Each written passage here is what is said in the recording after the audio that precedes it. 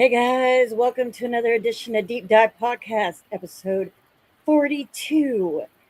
We Awesome. have Dennis here tonight with the Cabin on 360.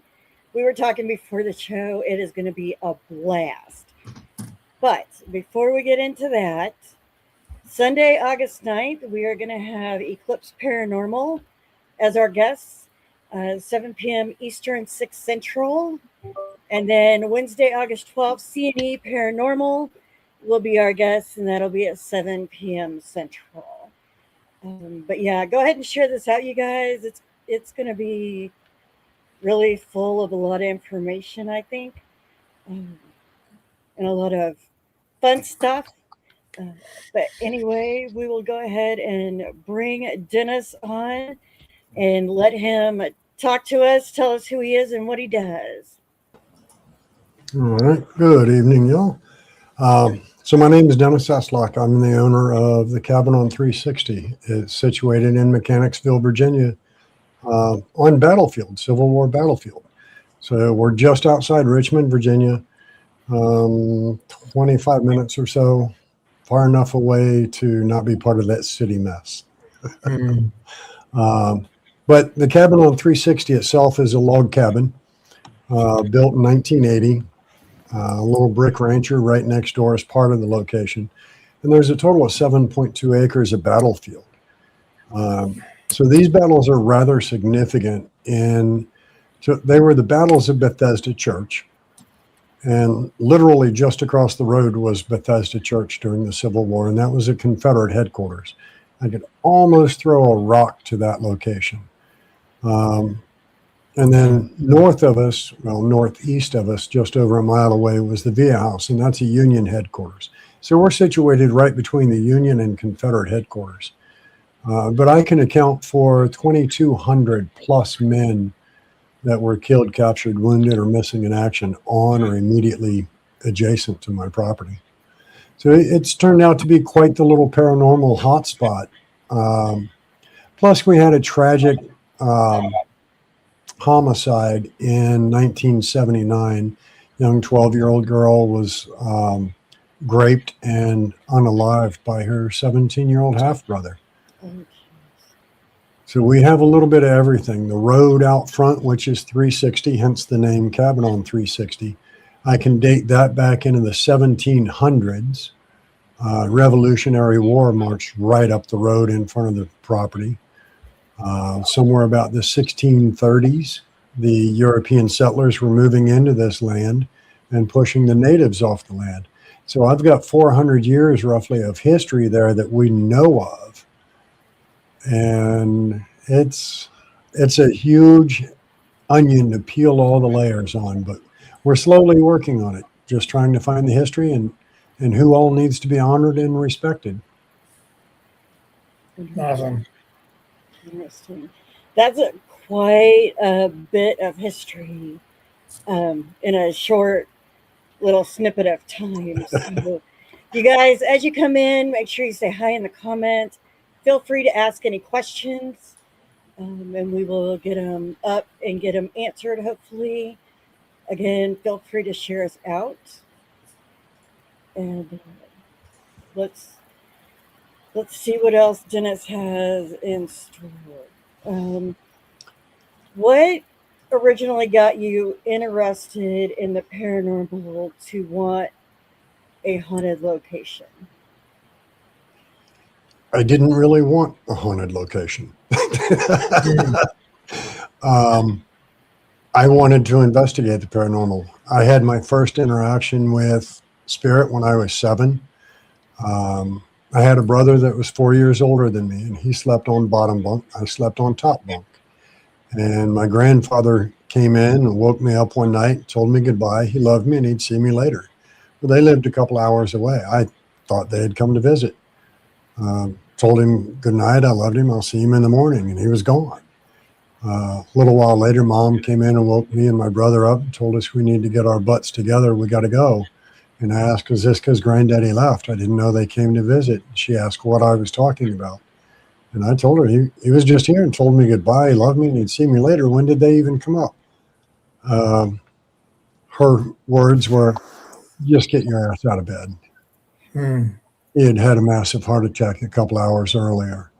But I remember growing up and my grandmother spoke to spirit. I thought that was just weird. And then lo and behold, um, turns out so do I guess. And then at 16, my brother chose to take his own life. He was 20. And I distinctly remember anyone that has siblings know when a sibling tries to sneak up on you, you just know that energy. You know they're there. They can't sneak up on you well. So let me put my phone on mute here. I didn't think about that. But turned out he had chosen to unalive himself at that time. So it became a question of, if both of these have visited me, there's got to be more to this. So I got into the paranormal. Fast forward some 30 years, and I get introduced to this location. And my team co-founder, Ryan Jones, his family actually owns it. Grandfather bought it. I'm only the leaseholder on the land at this point in the buildings. But I own the business, not the property. But we're working on changing that. But the idea was we're just going to use it as a training ground and let's see what we can make happen. Let's see what we can learn. Let's see what is here and et cetera. Turned out there was so much activity. We're like, you know what? We need to open this up. Let other teams experience this. Day one, we're in the basement. And there was this just echoing, loud, blood-curdling scream, female scream. And, it wasn't one of those where you're looking at each other going, did you hear that? It was, what the F was that? It was so loud, there was no doubt. I knew he heard it and he knew I heard it. So we just started investigating. Fast forward a few years, and his family, his father is the president of the company. And he says, hey, you guys need to clear out. We just need to sell it, get it off our books. And I'm like, well, I really don't want to do that. So I put myself on the hook, signed lease, took over the property, and trying to find a way to make it profitable and make it so I can purchase it and protect the battlefield. So that's where we're at this point, just trying to keep it booked, trying to keep the income coming, trying to keep it on a positive flow. So banks will work with me, Small Business Administration will work with me. Once I get ownership, then I can talk to, like Preservation Virginia and American Battlefield Trust and organizations like that is their whole purpose, is saving history, battlefields, and all of those things. Perfect. We got a few people that have popped in. Shared Paranormal, hello. Winged Spirit, hello. And then Dave with Shared Paranormal said his first encounter was his grandfather talking in his ear at age 8. So that's quite interesting. I have a friend who had that happen. Her grandma came and tucked her into bed, and told her good night and all that stuff. And then the next morning when she got up, she found out that her grandma passed away. So I think those are, like, when those encounters happen, that's actually pretty cool. So yeah, and the more I do this, the more I hear stories from guests that, there's a gentleman here in Virginia that has a Facebook page, Virginia Paranormal Events, John Stevens, and he's become quite notable at all the locations and all the events and everything else. And he's like, virtually everywhere I go, somebody has a ghost story. Everybody has a ghost story. And I'm like, yeah, for a field that, 10, 20 years ago, we didn't talk about what we did, because people would look at you a little side-eyed going, you're a ghost hunter? Yeah. And, you know, they would think you were a little touched in the head. You know, the cheese slid off the cracker a tad. Yeah. Now it's come, you know, I'm not a big fan of the TV shows. I think a lot of them are more hype, but, you know, TV is entertainment. But the one thing that I can give them kudos for is they've brought it more mainstream now. We can admit to being paranormal investigators, ghost hunters, and not get side-eyed by everybody or risk being put in that little comfy hug me jacket. Right, right, for sure. I kind of agree with this. Winged Spirit says, comes a time we have to realize that the paranormal is actually normal. Mm-hmm. Yeah, it's becoming more and more normal, and I find peace with that simply because I've known it was here my whole life. Mhm. You know, the first time that I ever did a recording in a cemetery, I was like 10 or 12 years old. And it's kind of been that way ever since. You know, the cabin, being able to walk through the woods and all of a sudden, you know, it's no longer, what was that? Now it's, did you see that, soldier?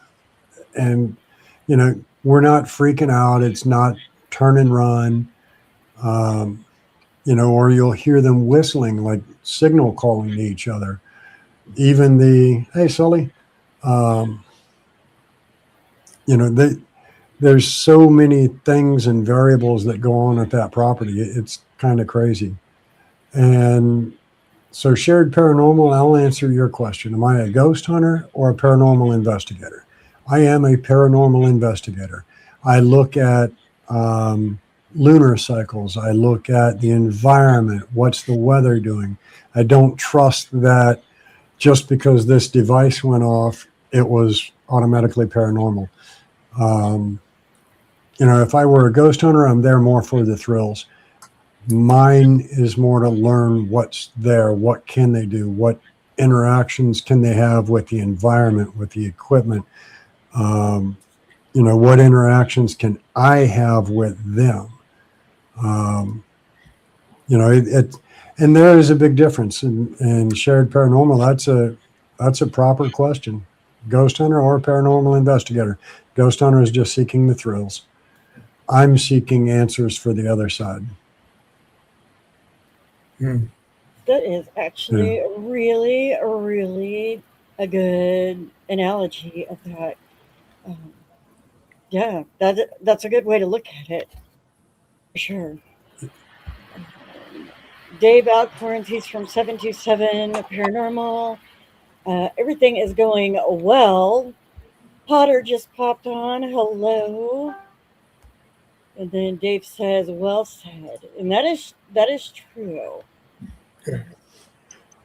Yeah, And that is very true. so John Sullivan there, he's with FPRI, which is down near me, Fredericksburg Paranormal Research and Investigation. And he does the same thing. He does a lot of tracking information. He does a lot of paying attention to the environment. And they back me up. So with the Cabin on 360, I've got a couple of things. One, my job is as steward of the land. So like I said, I've got over 2,000 soldiers that were killed, captured, wounded in action on or immediately adjacent to the land. So my job as steward of the land is to honor them. So one of the things that we're working on at this point is a cut back into the woods. We're going to do a clearing and put a Confederate encampment. We're doing a Union encampment. I'm also putting a native village towards the back portion of the property. And there's going to be trail markers. So one of the trail markers is going to be for like 13th Virginia. 13th Virginia left Bethesda Church, headed off on an offensive attack against the Union lines north of us, about a mile and a half. They got bogged down in the mud, and 500 members left out. 400 members never got to go home. When they got bogged down in the mud, nobody gave them the bulletin post-it note that there's 5,000 Union soldiers coming in to attack Bethesda Church. Mm-hmm. So my job is to honor them. Now, and Tim and I made mention of this before we even aired, that it's very difficult. I want to make mention of every regiment, every company, every corps, every battalion. Holy crap, is that turning into a massive job? I had at one point, historian for our locality told me, if you had a map for every time that troops on that property maneuvered, you'd have to have a map every couple of hours. Correct. True. A few of the biggest points about the battles at Bethesda Church. One, it was the lead up battles to Cold Harbor. Now, Cold Harbor sits 3.1 miles away from us. On a per capita basis, Cold Harbor was the deadliest battle of the entire Civil War. It exceeded an 80% death rate. That's horrific. One of the maps that hangs in the cabin is a hand-drawn Union commander's map of Cold Harbor. And the footnote on the bottom right corner says 10,000 men lay still in 20 minutes. Correct. Just horrific numbers. So I've got 13th Virginia, I've got 49th Virginia, that when Colonel Christian, the commander of 49th Virginia, finally surrendered, he was told, surrender now while you still have men left to surrender. He had 12 men. They wiped out 249 men. And according to the letter to the editor that I've read, this was in one charge, leaving our property, or just across the road from our property, to less than a quarter of a mile away. They wiped out his entire regiment. So trying to find all these men that were there and trying to honor all of them and put up way markers for them at these different camps that I want to do is quite a task. Not to mention, if you go to our Facebook page, the Cabin on 360, you'll see images there where we just finished a beautiful flower garden shaped like a butterfly, in memory of Melissa, the young girl that was unalived in the brick rancher next door. So it's taken on not just a paranormal investigation site, it's taking on a very valid history location where we can teach history. Sorry, I'm Actually, yeah, we got No, a lot absolutely. of comments coming in. uh, But anyway, Dave wants to know, what's the best trigger object you've tried? I can't even answer that. There have been so many that have had just crazy results. EMF works fantastic on the property. I did have a team come in, and one of the young ladies on the team, she's actually the team founder. She works for one of the alphabet government entities, and she had just bought a new firearm that day. Well, any self-respecting old country boy that's got a chunk of land has a shooting range. Yeah. I do too.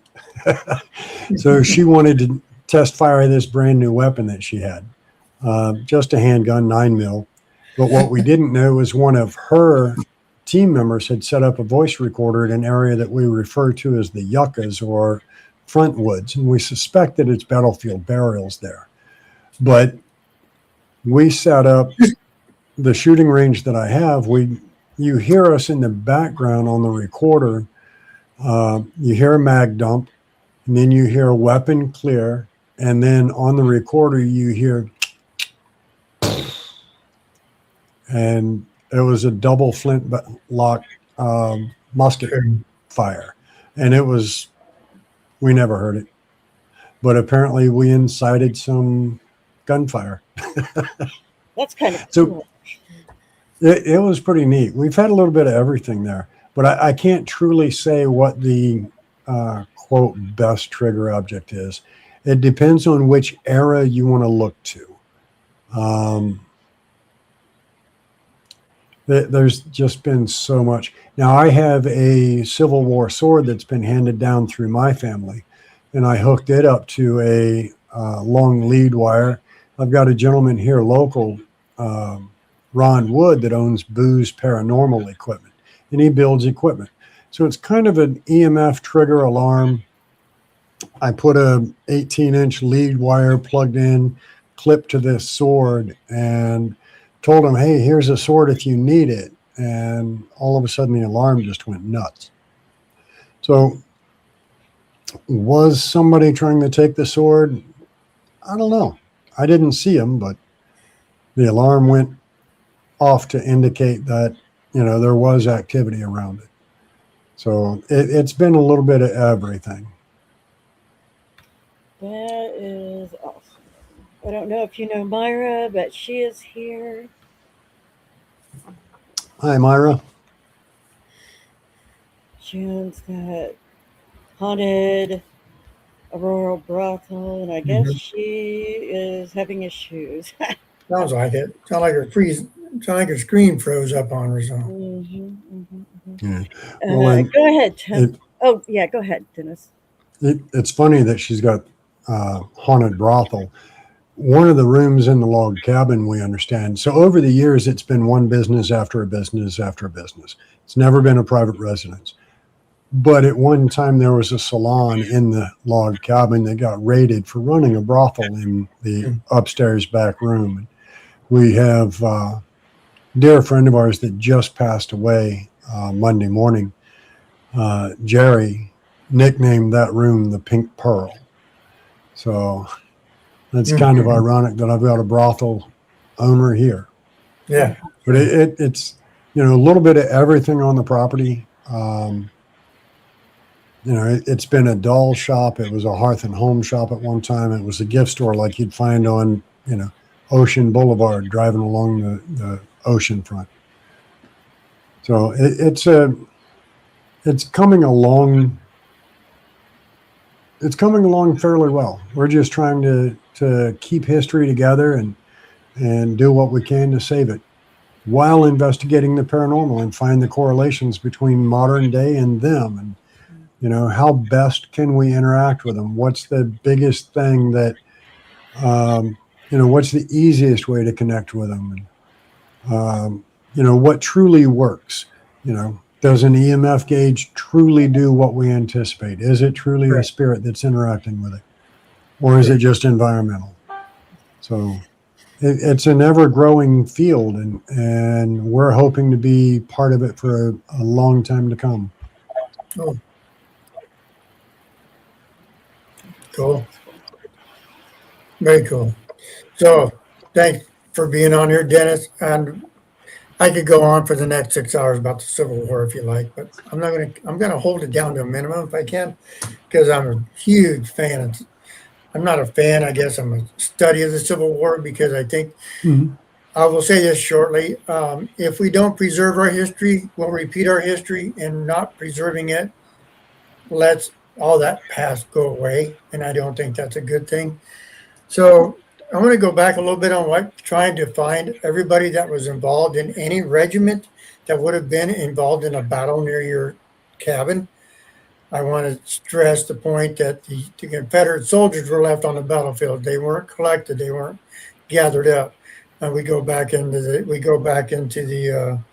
ladies that what's it, Confederate? I can't think of the Union ladies that went and took Union soldiers off the battlefield. The Union went out and collected all their dead soldiers and brought them back. But the Confederacy never done that. So that's going to be a hard task for you to do, to try to figure out which side is there and how many are there. That's going to be a major undertaking. And kudos to you for trying to figure that out. That's a major thing. I don't know if people know that, but the Confederacy soldiers that died were just left to die. That's why they're battlefields. That's why they're graves today out there. And the battlefields should not be taken away because of that. So that's my little spiel, and I'll get off that. So, yeah, well, we've got there's another battlefield south of us by maybe an hour. American Battlefield Trust owns about 600 acres, and just adjacent to them, which is still battlefield, they're trying to get approval on new permitting and everything else to put a data center out there, which means all of that history is gone. It'll just be, dug up, washed over, built on top of, et cetera, et cetera. Yeah. And like I said, even Bethesda Church, that our battle site is named after, they just built a brand new school on top of that foundation. Wow. That's So crazy. I want to protect what we have. I don't know if I have battlefield burials. I suspect. Okay. And you mentioned that the Union ladies would run out on the battlefield and recover their dead and wounded. Sure. We've got one civilian that I know of on our battle site that was female. She ran out after a major skirmish. The Union was already in retreat. They turned and fired one last volley of shot to deter anybody from chasing after them, struck her and killed her on the battlefield. So, we do know of one female, at least, civilian casualty. Sure. And I'm sure there are others. We just haven't come across those stories yet. But finding those stories are very difficult. The Union had a very abrupt way of killing any history wherever it marched. I'm sure you've heard of Sherman's March to the Sea and the Scorched Earth policy. Yep. Sure. There was a lot of that took place. So we're having a rough time finding some of the truly historic data. Correct. It just finding field notes, that series of books that I was telling you about, 52 different books, and it's all field notes. They were gathered about the 1890s to early 19 teens, and then they went into press. Well, I found a couple of those series, and the drawback to finding them is they're about $2,500 for that series of books. Wow. I'm not trying to spend that much. So I was hoping, and I finally found it. Somebody digitized the whole thing. But the trouble is, looking through it, so where our battle site is, we also have several others in very close proximity. I have Totopotomoy Creek. I have Bethesda Church, Metadequin Creek, Hawes Shop 2. All of these small ones that took place very close together, and they all tend to get lumped together. So trying to find like 49th Virginia, Colonel Christian, when he wrote his letter to the editor, that one became very easy because he referenced it as this took place at the Battle of Bethesda Church. Some of the others, and if you look at Union notes, they reference it as the battle at the old church. So you're looking for obscure points to find what the relevance is between your spot and what they're referring to in their writings. So it makes it kind of tricky. But, a couple of really cool things about Bethesda Church.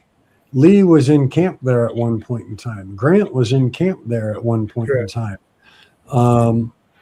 We know of 5 battles that Lee actually physically led troop movements. Bethesda Church was one of those 5. Night maneuvers were done frequently at Bethesda Church. None of this is really talked about that much. Correct. So it makes it a unique battle site. Correct. And it does because of that fact. So it's the ladies of the Grand Army of the Republic. That's what I was trying to think of. They actually preserved a lot of that, tried to preserve a lot of the history that went on for that and bring those soldiers back and then try to keep that in track. That's what I was trying to think of when I said that. Gotcha. That's really an important thing.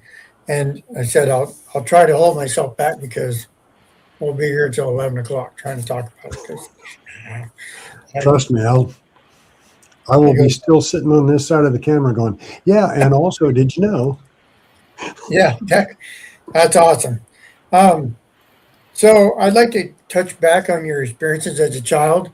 You had experiences come to you. Do you think you have some medium qualities? Do you think it's medium abilities that you have to this day?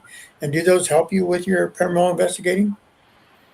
I don't like to.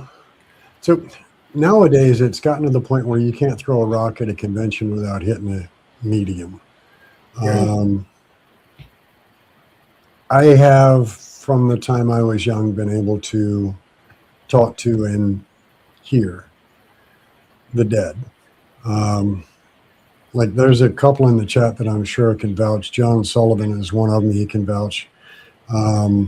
So I'm a medium and remote viewer, sensitive. I don't like the word psychic because psychic infers that you can see the future. And if I could, I wouldn't be scrambling to pay for the damn cabin. I would have already, won the lottery. But yeah, do I think it helps me in investigating? I try not to because I would rather have. So my favorite piece of equipment is a voice recorder. It's very hard to refute, especially when you were there and you know who else was in that immediate proximity with you. Like one of the best EVPs that I've got from the cabin, we were standing, well, I had a public group going on, so I've got 8 members of the public with me. And we're sitting on the floor around her bedroom.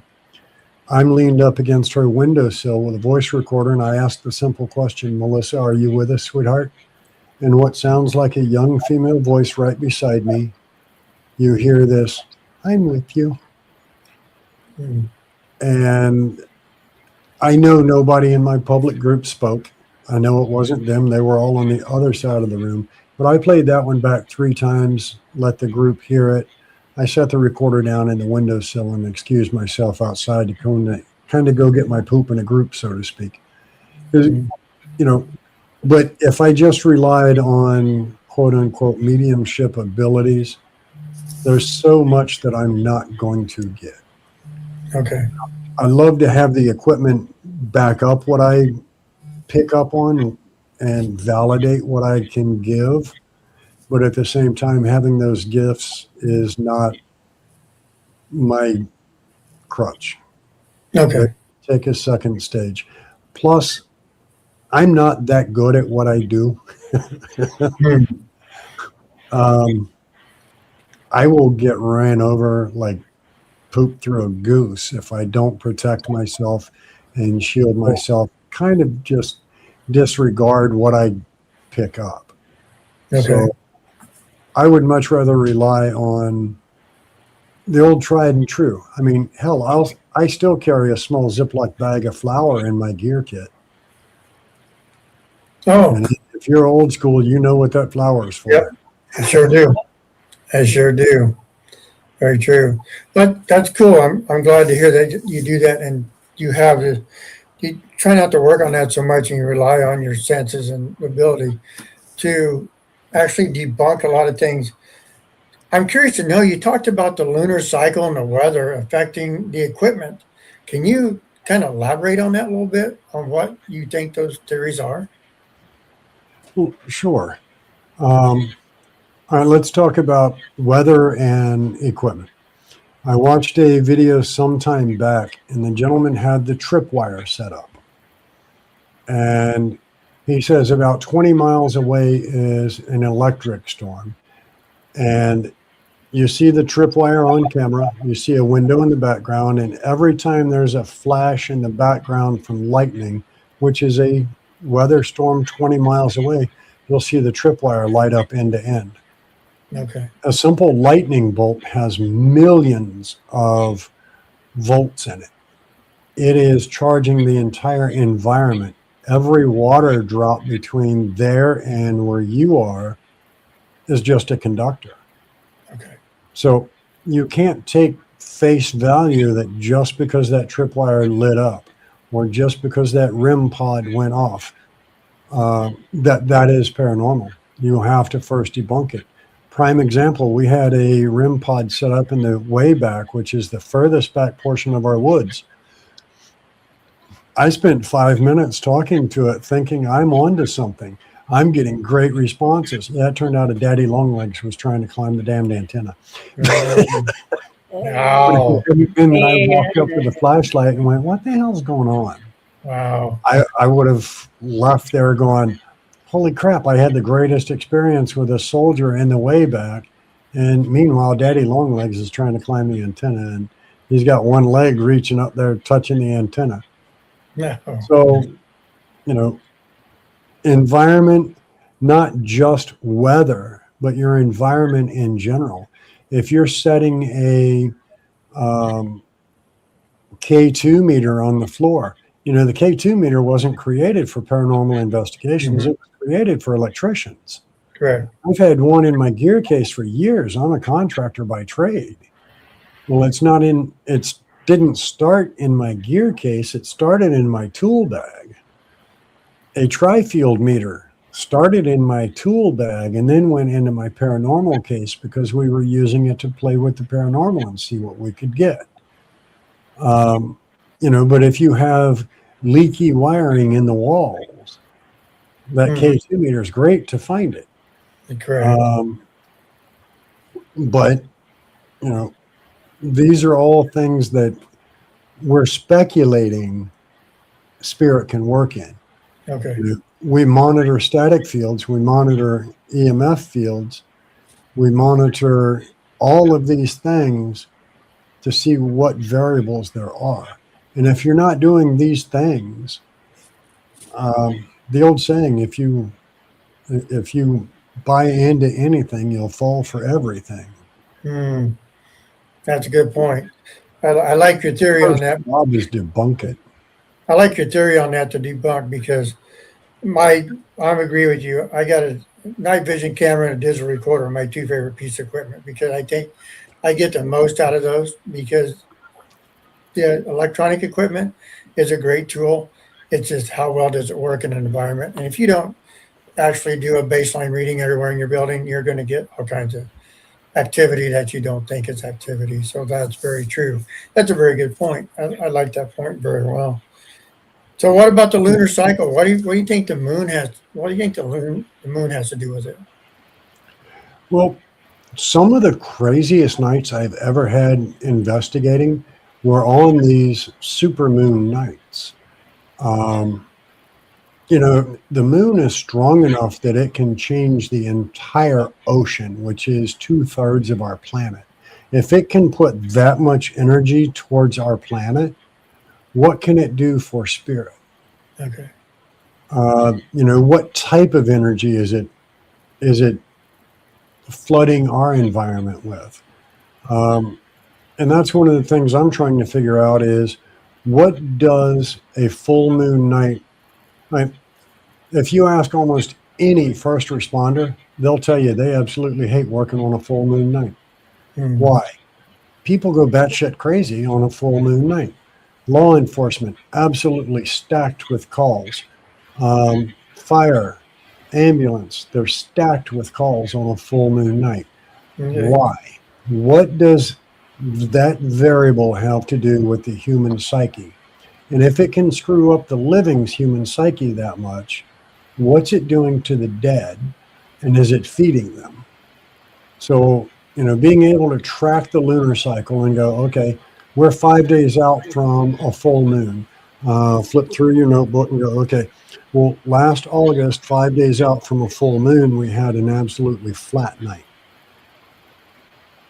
So what can we expect tonight? Let's find out. Is there a variable? Or, you know, this time last year was a, I don't know, full wolfberry moon or whatever.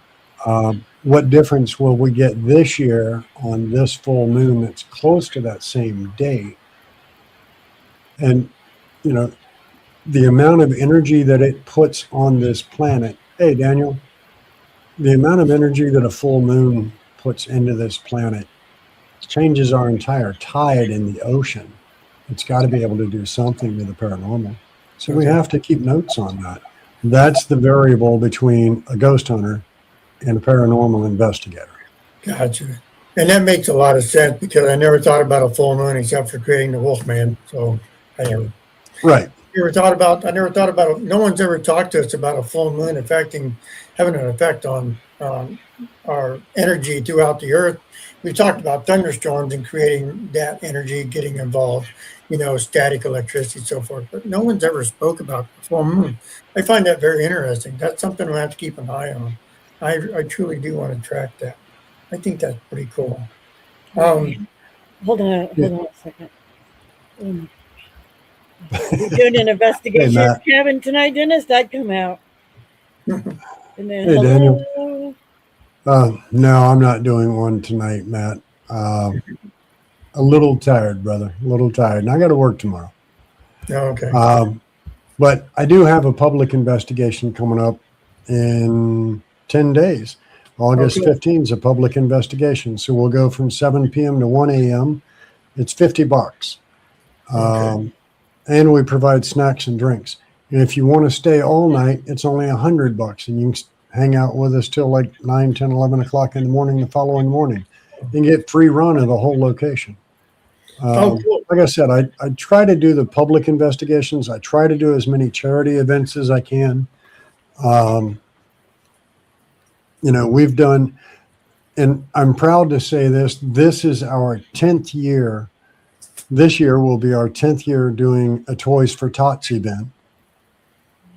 With a toy donation, you get admission for investigating with us. Twice a year. So I've got a long line of veteran history, and I'm going to see if I can get this camera to show this.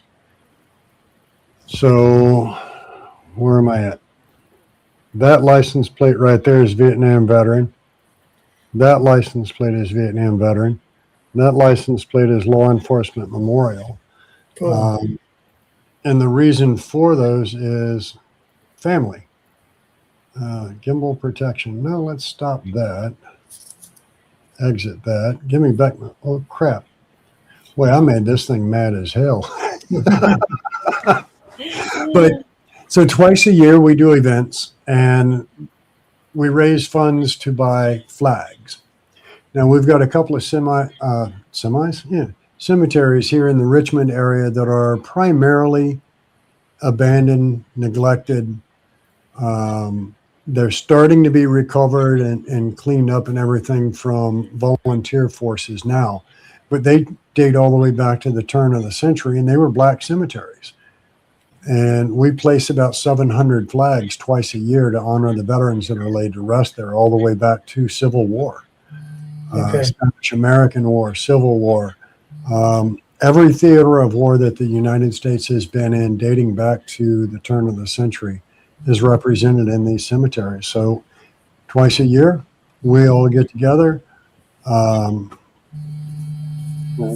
The purchase of the ticket for the investigation goes to buy flags. Oh, cool. Hell, for that matter, Daniel James there has been out and investigated or placed flags with us. John Sullivan and his team from FPRI has been out and placed flags with us. Matt Ellen, and it's a matter of, you don't have to be a veteran. You just have to have respect for them. Okay. And That's cool. that's, so the cabin itself, like I said, it's not just a paranormal location. It's something that my ultimate goal is to share history, bring the community together, honor those that came before us. So that's very cool. So I will ask you, what's the most compelling piece of evidence you've caught at your cabin or on the land? Well, one, that EVP that I made mention of a little bit ago, where, the young female voice said, "I'm with you." Mm-hmm. I put a piece of video from I've got blink cameras on the property to secure the property. And I put one up probably 2 months ago. And the blink cameras don't record unless there's motion. Then they activate and it records. And nobody's around it. That camera can be seen from another camera. And at the very beginning of the recording, you hear this voice comes on the camera and goes, "Hi, Dennis." And as soon as I press play, I get the alert and I press play on the phone and I'm like, and I just happen to be with my lead volunteer and best friend, Martha. And as soon as I played it, she's like, "Did that damn thing just say hi, Dennis?" Wow. She's like, "Who the hell's there?" And I went, "Yeah, nobody." So, but That's we've had Yeah, I mean, we've had full-bodied apparitions seen on the site. Now, I'm going to give you from an old dude, I'm going to give all the new investigators and all those that travel to investigate, I'm going to give you a great piece of information. And I hope you'll carry this with you always. If you're going to sleep in a haunted location in a sleeping bag, don't zip that thing up because you can't get out fast enough. I learned this lesson the hard way. So on our property during the Civil War, there was a Curry family home. I don't know anything about them. I can't find anything other than mention in a Union commander's journal about them coming seeking reparations where the Union troops moved through and gutted their home. But I suspect Mr. and Mrs. Curry are still on property. Well, the first year that we did Toys for Tots, end of the night, I've got a 40-minute drive home. I decided, you know what? I'm not going to do it. I'm just going to throw a sleeping bag on the loft, which is an overlooking area above the living room. Threw a pillow against the rail, slid into the sleeping bag. I am a proud supporter of my Second Amendment rights, so I carry a sidearm. I laid it by my shoulder, plugged in my phone for music, and I went to sleep. And I was just perfectly happy, snug in a bug in that sleeping bag until the music stopped. And as I opened my eyes, there's an old man with his arms folded across his chest, standing at my feet, just staring at me. I almost crapped him in my sleeping bag. Mm-hmm. I locked eyes with him for a good 3, 4, 5 seconds, and then I start reaching around behind me, trying to find my weapon. I seriously think he is real. So I cut my head away real quick, just turned my head, spotted my weapon, shook out of the holster for the laser and light to come on, scan the weapon around. He's gone just that fast. Wow. So yeah, if you're going to sleep in a haunted location in a sleeping bag, don't zip it up. You can't get out. I understand. I got one more quick question about, is there a Civil War general, soldier, Confederate, Union that you're wishing or would like to speak with? Yeah, there is. So Colonel Christian in 1907 wrote a letter to the editor. Now, he was commander of 49th Virginia. In his letter to the editor, he describes a lanky, beardless boy from the mountains of Amherst County. His name was Orendorff, and he references him as the little red-cap boy. He was a color bearer, flag bearer for the 49th Virginia Regiment. He describes them marching up the road just off the property. They're going on an offensive attack against the Union lines. And then he explains that between the Wilderness and Bethesda Church, 49th Virginia had lost 9 color bearers. Now, the Wilderness was another battlefield site up near Fredericksburg, about a 2-hour drive away, hour and a half. Mm-hmm. So they've lost 9 color bearers. And he says, this morning I went down the line, I approached a lanky, beardless boy named Orendorff from Amherst County and asked if he would bear colors. He snapped to attention and said, sir, yes, I will bear colors. They've killed my brother. Now, damn them all. They may as well kill me too. So here's Orendorff, this lanky, beardless boy at the head of the 49th marching into battle. Then it states that they cleared the tree line and it became apparent that the Union had set perfect trajectory on that line, for they came under fire by musket, grape shot, and cannon not seen since Waterloo. Mm-hmm. Orendorff was permitted to stand for 20 minutes or so, mere 20 yards from the muzzle flash of the enemy weapons, perhaps out of respect for his bravery, until they trailed a big gun on him. And then it says the last that could be seen of him as his little red cap flipped 10 feet in the air. One arm went one way and one the other, and his flesh was dashed upon our faces. They had, in fact, killed him too. So I would love to make contact with Orendorf. I don't think he was even enlisted. I think he ran off probably 14, 15, maybe 16 years old, following his older brother into war. So I'd love to be able to reach Orendorf and ask him, why did you stand so bravely? Yeah, I like. There's so many stories on the property, though, that I can't get through all of them. And thank you, Daniel, for sharing the Facebook page and the website, tco360.com. There's so many things. Like, I just happen to have a printed copy here of part of the books that I was telling you about. And it talks about 2nd Regiment Mississippi Infantry, 11th Regiment Mississippi Infantry, 26th Regiment Mississippi Infantry. And these are all, they're dead. And I'm going to see if the camera can pick it up. That's a pretty good list. And that's just the Mississippi, or just one portion thereof.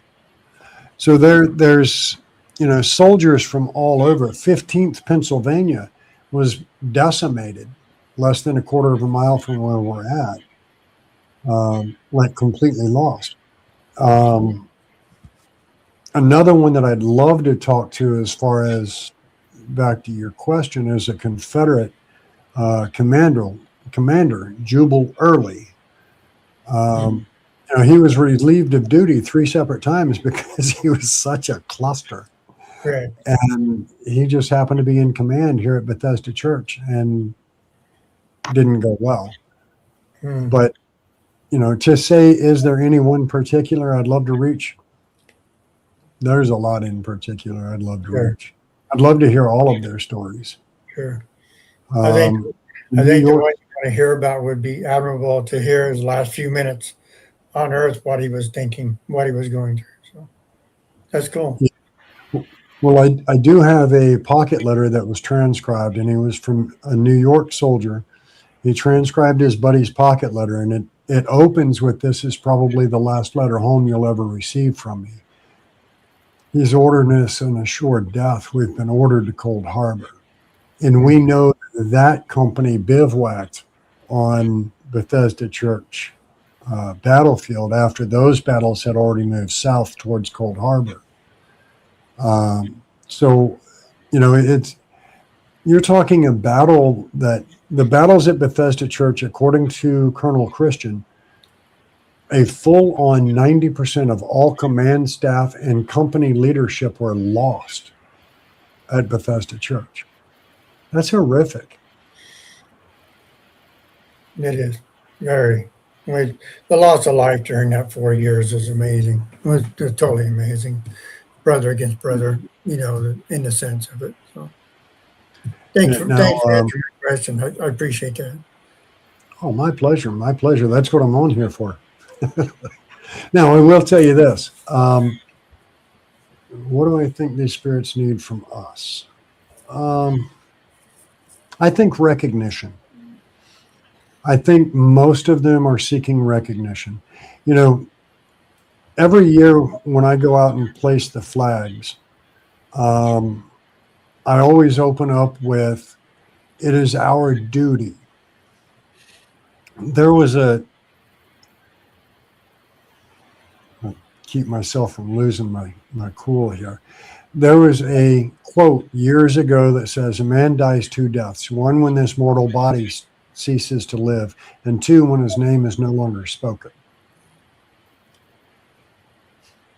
As a steward of this property, I think it's my job to not let these men die that second death, nor to let Melissa die that second death. Gotcha. If I can, as long as there is a breath in me, they will all have their name spoken. They will all have that recognition. And I think all of us just want to be recognized. The living and the dead. And sometimes just letting the dead know that they are remembered could be enough to help them go home. Correct. Yeah, I think that's what the spirits need from us, winged spirit, is just to be remembered and be recognized. I like that answer. Yeah, one of the crazier parts about the cabin, and we've had numerous teams come out from all over the country. One of the funniest ones was a team that drove 9.5 hours from New Hampshire. 7 members. They pile into a Suburban. They pay for the full weekend. They bring their gear. They bring their clothing, whatever else.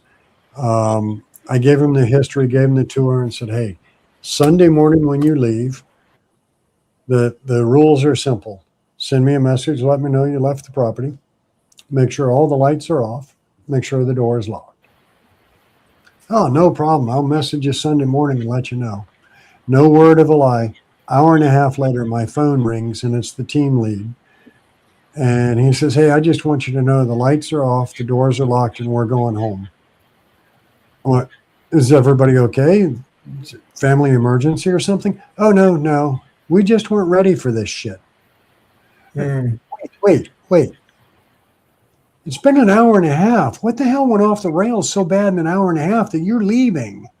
He's like, brother, I don't even know where to start. And I'm like, this is where I kind of slipped. And I went, the effing beginning would be great because this is going to be a fantastic story. Mm-hmm. So he proceeds to tell me a few things that occurred. One, and I warn every team that comes in, please pay attention to your own demeanor, your own temperament. There is something in the basement that's of a darker nature. I think it's an elemental, which goes all the way back 400 years to the natives. The other is, I think his way of doing things is just playing your brain. So he will change your personality, cause you anger issues, etc. So I warned them, pay attention. He said, like 20 minutes after you left, 2 of my investigators were ready to whip each other's asses. He goes, I got between them, I got that stop. And he goes, keep in mind, we're more like a family than a team. We just drove 9.5 hours in the Suburban and not a crossword amongst us. And here they are ready to wear each other out. Okay, I'm kind of used to that. He goes, well, while this is going, or right before this, I had handed a few trail cameras to my newest investigator and told him to go to the way back portion of the woods and set the trail cameras out. He came charging in after I get these other 2 calmed down, throws the cameras on the table and yells at me, F this place, you put the cameras out. Like, I have no clue what's going on. I asked him what the hell was wrong, and he goes, man, I got halfway down the access road. I had to take a whiz. I stepped into the tree line, and suddenly I found myself surrounded by hooded, cloaked figures. And I'm like, Wow. It's been a long time. I've never seen this. And he's like, that's what he told me. He closed his eyes. He said the Lord's Prayer, opened his eyes. They were gone. He's not going to put the cameras out. He's like, at this point, we're kind of thinking as a group that you've got paid actors on the site. And I'm like, brother, I can barely keep the power on. I don't have enough money to have paid actors. He's like, well, we decided as a group, we're all going into the woods and we're going to go find these paid actors that we think you have. Okay, I understand that. He's like, we got halfway to the access road beside the property and somebody was tapping on the window at the log cabin. He goes, we turn and look back and the lights are on in the loft. And I went, wait, those lights don't even work. And he goes, well, they were on. The window was lit up and they were on, and there was they were in the, and at this point he starts stuttering. And I'm like, deep breath. What are you trying to say? He's like, there was a figure in the window. Figure of what? like a soldier or something? He goes, no, there was, oh shit. There was a goat man standing in the window. And I'm like, oh, come on, man, get real. And he's like, let me ask you a question. Why would I travel 9.5 hours, pay for the full weekend, which, by the way, I don't want a refund? I went, good, because you're not getting one. Mm. Like, just to blow smoke up your ass. And I went, yeah, good point. He's like, so now we charge back into the house thinking there's, one of these, what we suspected is a paid actor in the cabin. And, we didn't find anybody, but while we're searching, 2 more of my investigators got ready to wear each other out. I got them separated, and then my best friend of 20 plus years stepped in. I didn't recognize the look in his face. And he goes, I don't know why right now, but I just want to smash your effing face in. He goes, yep, that's it. We're done. We're out. We're out. Wow. I went, I can certainly understand. That's a ton of stuff to happen in an hour and a half. And he's like, brother, we have done locations where we have spent the weekend and not gotten 1/10 of what we got at your property in that hour and a half. He goes, I hope you'll allow us back. But we're just not ready for it at this point. Fair point. I wonder why. James, I wonder why the activity picked up so much just for them. Was it their energy, or do you think, or just? well, Have you had those experiences before? I've had some of those experiences. And I think, honestly, what they're referring to as a goat man. So I know we have native spirits on the land. But if you go back and think about headdress, native headdress, what if instead of goat man, this was just native in headdress? Oh, gotcha. Sure. Like a bear head or something. Yeah, that's my thought at this point. That kind of makes sense to me. And what if it wasn't just that it was that active for just that team? What if it was, let's go back to the beginning of this conversation where I said it could have been lunar, weather.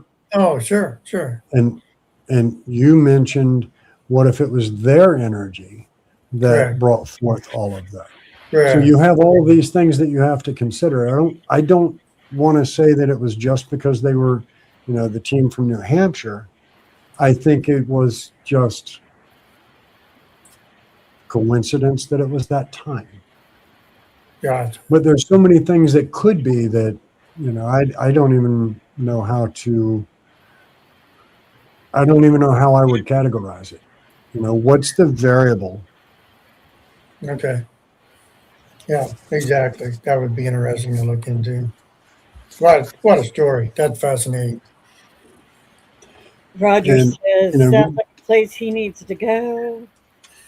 And then he says, Tim, get in the truck.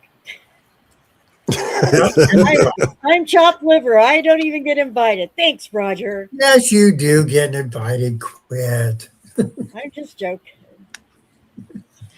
Yeah, I mean, What?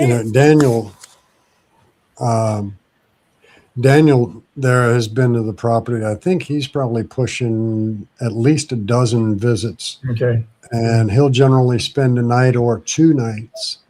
And it's not like, I didn't know Daniel before he started booking the cabin, but him and his wife, Michelle, come out, brings his dog with him, Bolt.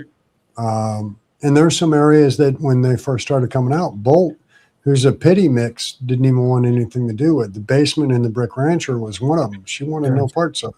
I'm not sure how she is now, but,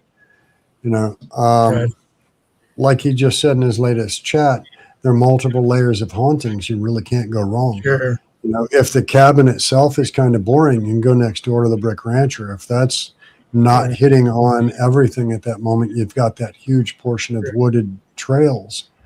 So there's so much there, and there's so many layers to the onion. I don't think I'll ever get it fully peeled. Sure. Well, as you mentioned before, there's a Revolutionary War, there's a Civil War, and there's Native American. So the land has been there, it's been occupied many, many times. Plus, there was a brothel. So, Yeah. everywhere we go, it seems like there's a brothel. Look, Never so, mind.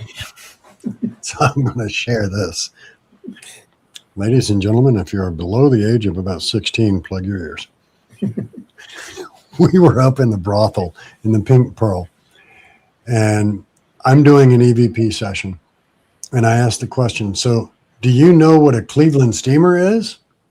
If you don't know, by all means, folks, go to Google, do an image search. Oh my God. No, don't. But the voice response I got back was, oh, yeah. Yeah. Yeah. Yeah. Don't go to Google. Don't do that. Not a good idea. Don't do that image search. No, don't do that. That was great. Talking But- about what that image could have been, Lynn said it could have been a Manitou. That could be. And the other part that piques my interest, let's take a hypothetical. We know that there is a little darker entity in the basement. I want to see if I can pull up this drawing that I have that was passed on to us. Okay. Young lady said she saw this entity in the basement, but it's an elemental. The natives in the Powhatan chiefdom would have called it a Pukwudgie. So a Pukwudgie was a shapeshifter. It's an elemental spirit. Just, the shaman would have summoned forward spirits of the earth. And this drawing was given to us by a young lady, said she saw that in the basement. It's like a Pukwudgie. What it looks like. Yeah. Now, when she gave us this, she said, I just want you to understand why I was freaked out. I said, well, that'd pretty damn much do it for me. But 6 weeks later, this was given to us by a team on a thermal imager. And notice the big eyes, big nose, Shape. the weird tufts at the back of the head. Mhm. And now I'll go back to that other one, the drawing, and come on, open up. There we go. And you'll notice the similarities. Yeah, it's the same Oh, shape. yeah. Yeah. So, I don't know exactly what it is. I'm going to go on the assumption that it's potentially a Pukwudgie, an elemental. Being a shapeshifter, what if it knew that their biggest fear is a skinwalker or a Manitou or, goat man? So it tried to present itself as close as it could to those things that scare you the most. Right. Even dumb animals like iguana, when they're threatened, they puff out and try to make themselves look as big and broad and bad as they can. Correct. So what if that's what it was trying to do? Yeah. And that's part of what is our job, is to figure out what can that side do. If you're just seeking thrills, there's a ton of haunted locations, jump scare locations. Mine's not a jump scare location. Mine, we just let the spirits do their thing, and you may get great activity tonight and it may be kind of calm tomorrow. You may only get a few EVPs during a whole session or whatever. Mm. And another time it may chase your ass off and make you drive home 9.5 hours. Yeah. True. Very true. And Potter, I completely agree with you. My biggest fear is giant sacks of cash. And I keep telling them there that, and I'll be damned, they haven't done it yet. Yeah. Wow. Yeah. He said he definitely got his mouth watering. I'm hoping he's not talking about what we were talking about earlier, and it's about It money. was talking The- about the he Cleveland was steamer? referring to that. Yeah. But yeah, there's just so much there that, and like I said, I will never get through all the layers of this onion that make up the cabin on Sure. 360.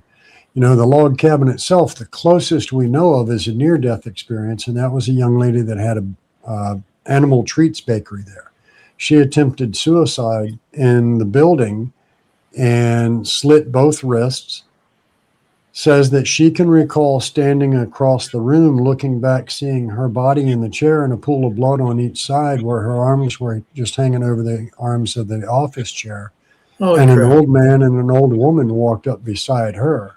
She said, I looked at them, I looked back at my body, turned to look back at them, and the old man just smiled at me like a grandfatherly smile and said, you know, it's not your time.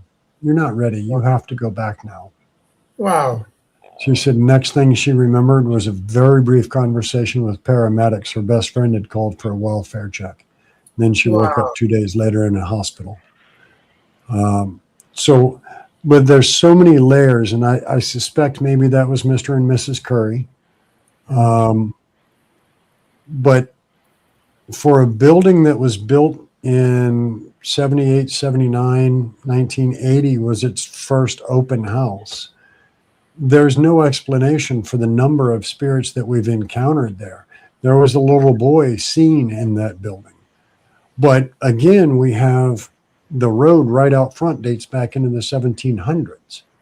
We don't know that 350 or before of what took place on that land. So, you know, when I first started doing this, one of my first banners, I guess, was what has history done to the land? And I think that's part of what we're tasked with finding out is, you know, what has history done to that land? So Daniel James, on our first investigation there, Michelle and I were leaving the woods. We were running one of our ghost boxes. We asked where we should concentrate our efforts for the night. We got the response to the rancher, and we went over there to the basement, set up for our first YouTube live. In about an hour and a half, we got so many intelligent responses, we couldn't fit it all in the description area. YouTube allows for 5,000 characters. Wow. Yeah. It has been, so I've been all over the place. I've been to Missouri State Penitentiary. I've been to Eastern State Penitentiary. I've been to Moundsville. Just dozens of locations. I've been doing this for 25 plus years. And I will honestly say, I know it sounds biased, but I have had more activity in this little, less than 2,000 square foot log cabin, 1,800 square foot brick rancher. This little 7 acres of battlefield has produced more activity than I've gotten in some of those massive locations. Sure. And I don't understand why. I'm grateful that it does because it's helping me to preserve that history. But we'll get through it one year. I think maybe because they know what you're trying to do and what you're doing. And, you know, that recognition that they're getting. So they're like, okay, kind of like, we'll play nice. We'll, you know, maybe. Well, like you said, what for the living you want to honor, you want to respect what's there and the land. So it's more likely the spirits know that. And then because they called you by name, they know who you are. Yeah. Oh, yeah. Oh, yeah. Well, I do have a story relating exactly to that. They know exactly what I'm doing.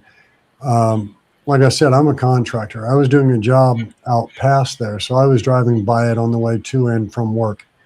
And I stopped by one afternoon. I sat on the couch in the brick rancher, and I put my phone on the coffee table to running voice recorder.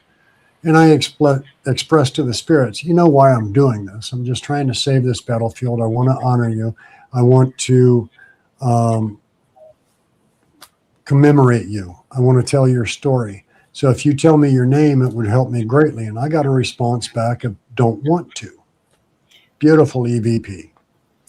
So I play it back and I get this and I'm like, all right, look, start my next one. And I said, you know, I understand you don't want to tell me your name, but I think you need to understand just how much it means to me to be able to save this land, honor the soldiers that died here, honor Melissa. And if I have your name, I can tell your story. I can research you. I can find out who your family is. Maybe I can bring your descendants here and introduce you to them. So if you would kindly tell me your name, it would mean a great deal to me. And that's when I found out I have a little Asian man there. His name is Fuck Off. The response I got back was fuck off. Hmm. I'm assuming it was an Asian man and that was his name, Sure. but I don't think so. Oh, man. So yeah, So- not all of them want to be known. Not all of them want to share their Sure. name with. You know, but we've had, and it is almost inevitable. Every team that comes in asks me, "Hey, have you got this for a name? Have you got that for a name? Do you know the significance of this name?" I'm like, what you fail to understand is I've got over 2,000 men laid down their lives on that property. Mhm. I've got virtually every name you can think of. So I can't tell you who Carl is, or I can't tell you who, Billy is. That's kind of your job as an investigator, is to just keep pushing and ask questions. Billy, why are you here? Billy, what was your job? See what you can get. That helps me find what I can find at that point. But there's just so much that, we will probably never. Sure. Is that too much? Yeah, that's a bit much. Yes. Tone that down. But it is definitely, it's definitely one of the cooler locations I've been to. I don't know if you're familiar with Sean Austin, but he was on a show called The Demon Files.